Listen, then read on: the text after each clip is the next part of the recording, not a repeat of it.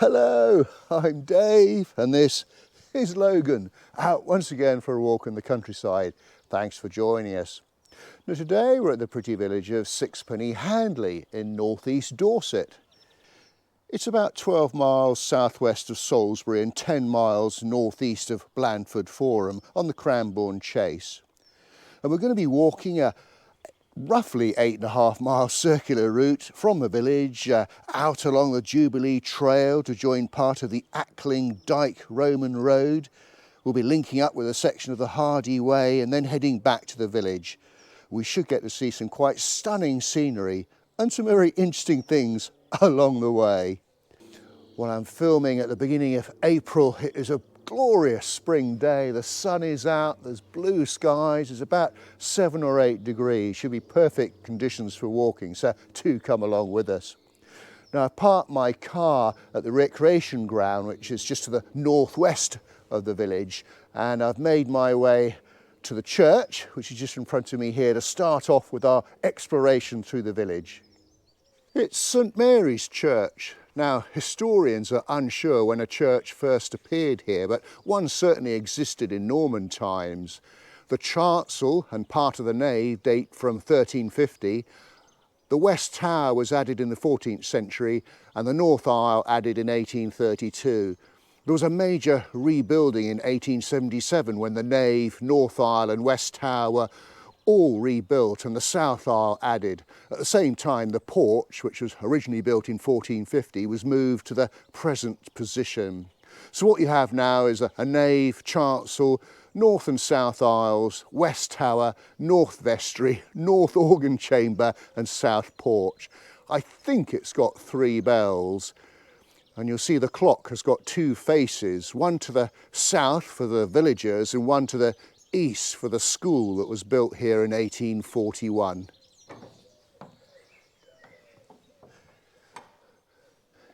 In we go. Bit of sunlight coming through. Obviously you've got the font in front of me here. Looks like it's one of those sort of square shaped design. Let's have a little wander through.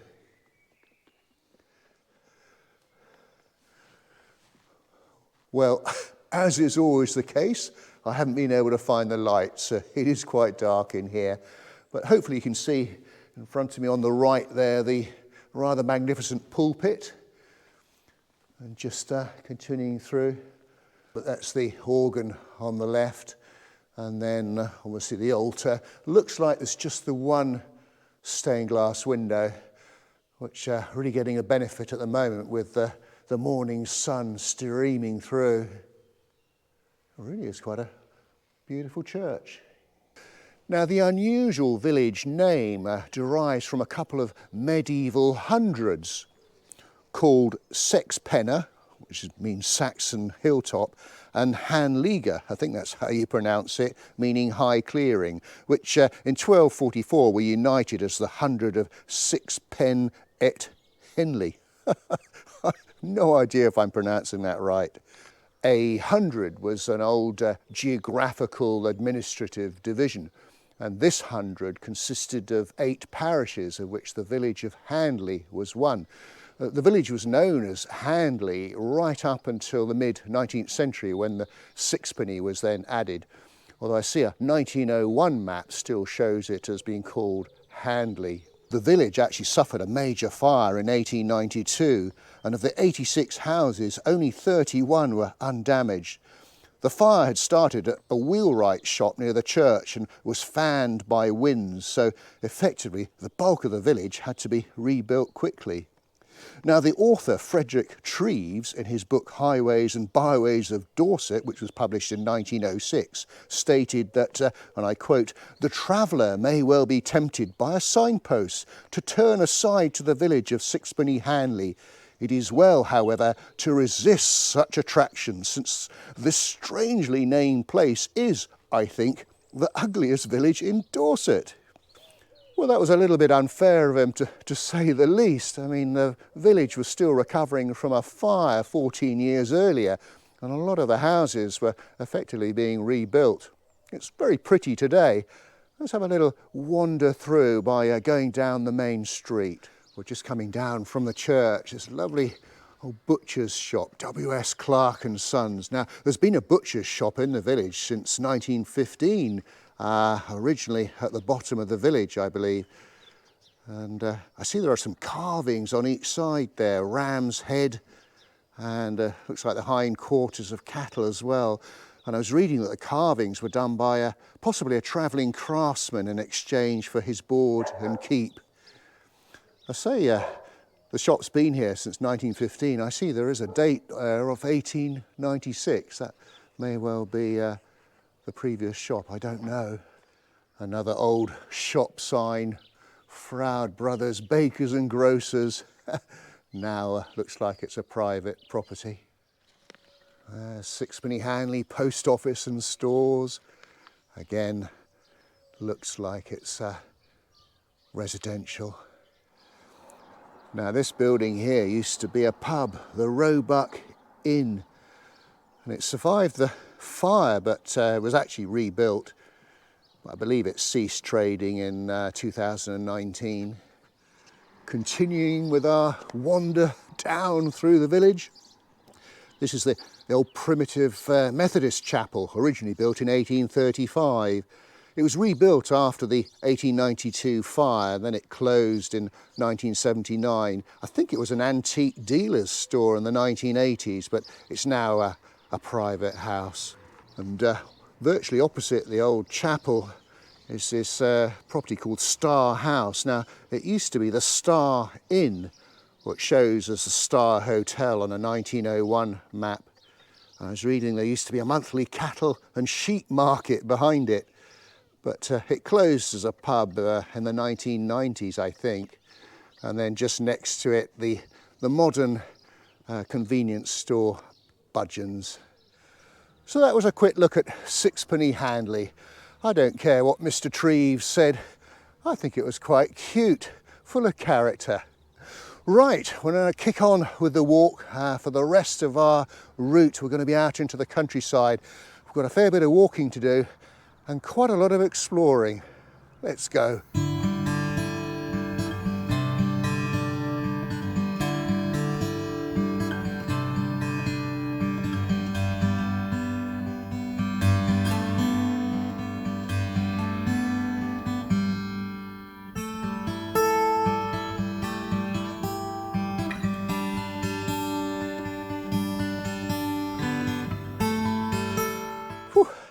Our first uphill bit of the day. We've only gone about 400 yards as well. Well, just before we head over the top of a ridge, we're heading southwards. We're going to be joining up with the Jubilee Way. Just one final look back at Sixpenny Handley in the morning sunshine.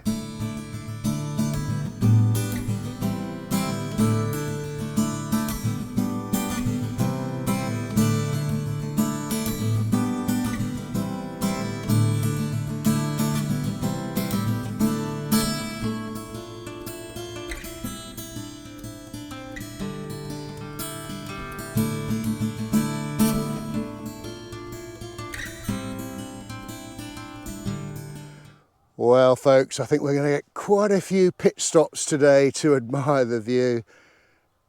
Isn't this quite stunning? A typical sort of Dorset rolling landscape looking to the south. The crops really got some greenness to them now. We've had a miserable March weather-wise, a lot of rain, so it's lovely to see a dry, bright day.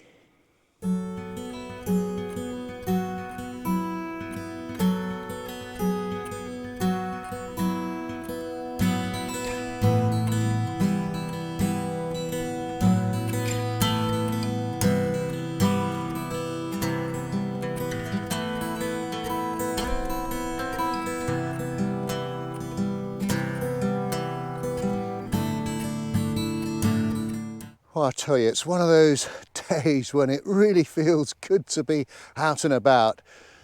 So it's our first walk, Logan and I, for about, say, 3 or 4 weeks because the weather's been so dull and miserable. So, It's like the first day of school term again. There's days like this you can just stop from time to time and just listen to the silence, but the odd bird twittering away. It's beautiful, it really is. Well, a quick update on the route. We've now joined the Jubiliee Trail, which is that 90-mile long-distance path that winds its way from Ford Abbey in Somerset all the way through to Oakley Dyke, which is on the sort of Dorset, Hampshire border. It was created in 1995 to celebrate the Jubilee of the Ramblers Association. Anyway, we're going to follow that trail on a sort of southeasterly direction now.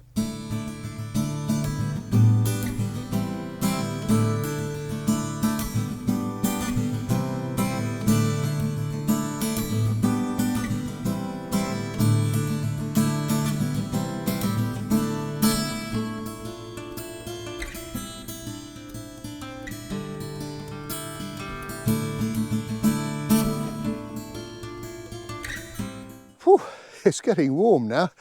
I might have to dispense with my gilet. Now, as far as the route's concerned, we've been going about 2.5–3 miles. We've just crossed the A354, which is the main sort of Salisbury to Blandford Forum road. And I'm just passing through an ancient earthworks on an old 1901 map. It just calls it a dyke. But we need to start keeping our eyes peeled for the next part of the walk because there's so much evidence of ancient history. We've just got to see if we can spot it.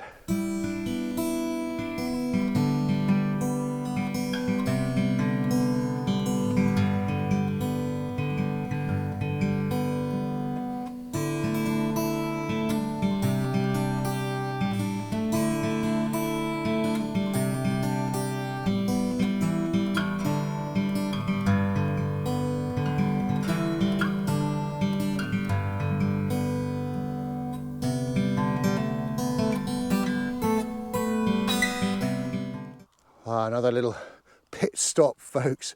So this is looking to the south, and you already see the yellow flower of crop just starting to peep through. Spring very much here. And then just panning around. Aha, I can just see in the distance the top of an earthwork. So we're very close to the area that I'm looking forward to exploring shortly. I'm conscious I'm pointing towards the sun, but hopefully you can see the views here. And then this is looking to the north. I mean, isn't that stunning? And a very far distance on the brow of the hill, there's Pembury Knoll, which is an Iron Age hill fort. Logan and I explored that when we did our walk at Pentridge. And then this is just panning around, and that's outskirts of Sixpenny Handley in the far distance. I can just make out the church tower at the top. Well, folks, I think we're passing through an ancient Neolithic earthwork known as the Dorset Cursus. I say think, the problem is most of it's ploughed over and can't be seen, so I shall vaguely point it out to you, but I'm pretty sure, this barrow I can just see behind me here, that is in the middle of it. But if I slowly turn the camera around, and this Cursus heads in that direction. Let me tell you a little bit about it. As I said, it's a Neolithic earthwork built around about 3300 BC, and it's 6.5 miles long, and it's a pair of parallel banks, 1.5 meters tall and about 82 meters apart, with ditches 1.5 meters deep and 2 meters wide. There was probably just one bank originally, and then the other one was added later. And it's actually two cursuses built end to end, with evidence of a Mesolithic activity at each end. I think Mesolithic was the age before Neolithic. But it's made of fairly straight sections, but not completely straight. Now, the experts and historians aren't completely sure as to why it was built or what it was for. Possibly it was for ceremonial use or some sort of religious walkway connecting barrows. Who knows? But what they are sure of is that whatever it wasn't used for very long. But say, sadly, so little of it can be seen, certainly from the ground. Sometimes from aerial shots you can see a little bit more. Anyway, we're going to carry heading further southeast. There's a little bit more to see. We're just along from the Dorset Cursus. I'm on Gussage Down, and here there are loads of banks and ditches on the ground. It's fantastic. Now, if you look on a 1901 map, it shows as a British town. Basically, there was an Iron Age enclosure here from 400 BC to 100 BC, and parts of it was still in use up until the Roman invasion in 43 AD. But it's incredible to think that at one stage up here, well, there was one of the largest native occupation sites in the whole of Dorset. And a lot of these smaller enclosures would have been used for livestock. I've just spotted to the south on the brow of that hill a trig point. Now, regular viewers will know that Logan and I always try and bag these trig points, but sadly this one's on private land, so we'll have to bag it virtually. And also, just looking at an old map, I think over to the south there was once a Roman station. So we're going to continue this last little bit heading southeast before we start our journey northwards along a Roman road. We also need to look out for a spot to have some lunch.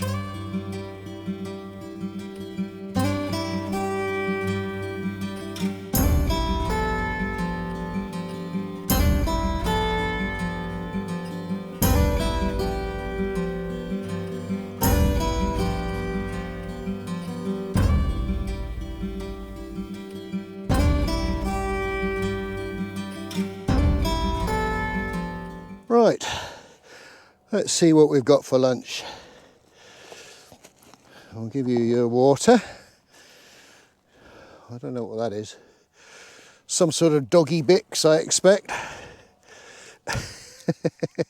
There's your water. And hopefully Daddy's got some ham and cheese sandwiches. Oh, what a beautiful spot. And despite all the recent rain, I'm pleased to say that the grass is nice and dry, so I'm not getting wet. No, these are mine. He's got his beady eye on them. Oh, I think we might be here for a little while. Well, we enjoyed our little stop for lunch and had a little midday snooze, as a gentleman always does, of course. Now, just a few yards ahead, we start heading northwards, and this is a good point just to show you something that's just behind me here. But basically, we're going to be following the line of this row of trees, and behind those trees, actually, is a Roman road, and I'll tell you a little bit more about it once we get on it, but you can see where it goes. We're going to head right into the far distance, slightly uphill onto the ridge. You can just about see some cars, and then we cross over the road. So we've got a bit of walking to do, but say from this angle you get a good view of the straightness of the road. Oh, interesting, just before we join the Roman road, just at the edge of this field here, little strips of different types of crop by the looks of things. I'm wondering if they're just testing the effectiveness of different varieties. I don't know. I'm no expert, but it looks as though it's been staked out, and I can just see some labels at the far end, so I'm guessing that's what it is. And this is the aforementioned Roman road. You can see the embankment there. So this is looking to the south, but we're going to head northwards following the route of the Roman road. It's called the Ackling Dyke, and it's a section of Roman road that goes for 22 miles from Old Sarum in Salisbury in the north down to a hill fort at Badbury Rings in the south, and it's part of a major route from London to Exeter that went via Old Sarum, Badbury Rings and Dorchester. Oh, really loving it in here. Just going along the Roman road, and there are these days trees either side sort of forming this avenue. It's quite atmospheric, and it's incredible to think, 2,000 years ago there would have been Roman soldiers marching up and down this very spot.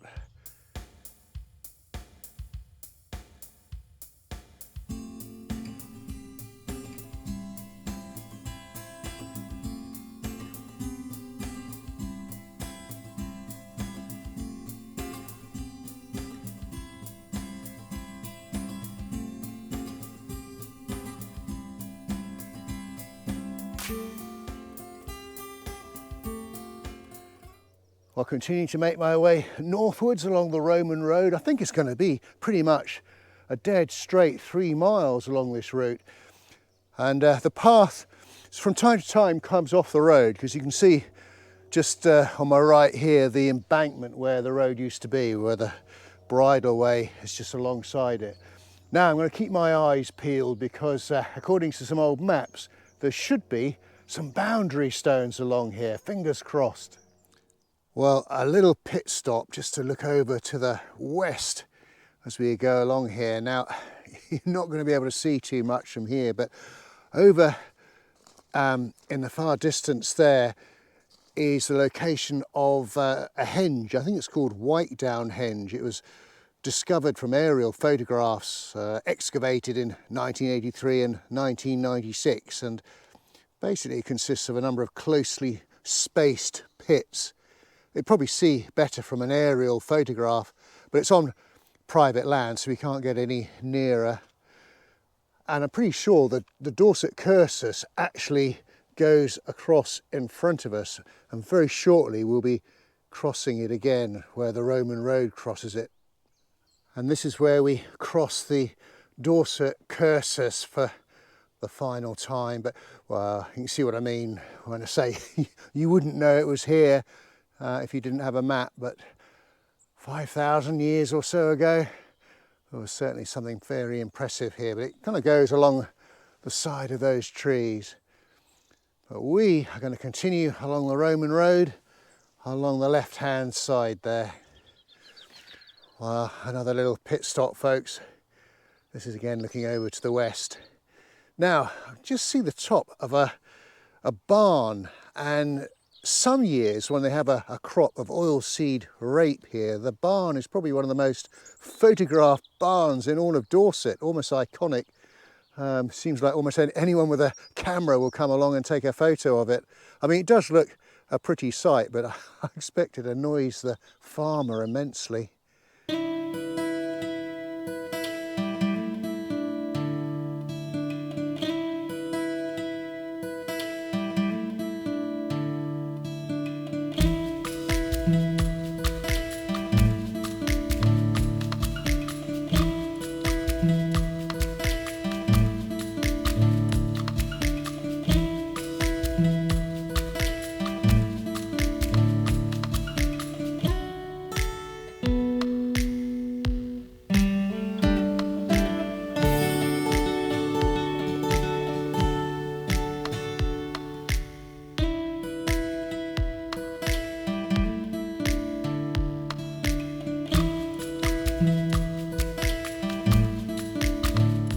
Now, Logan has just spotted some hares in the distance, so I think I'll keep him on the lead just a little bit.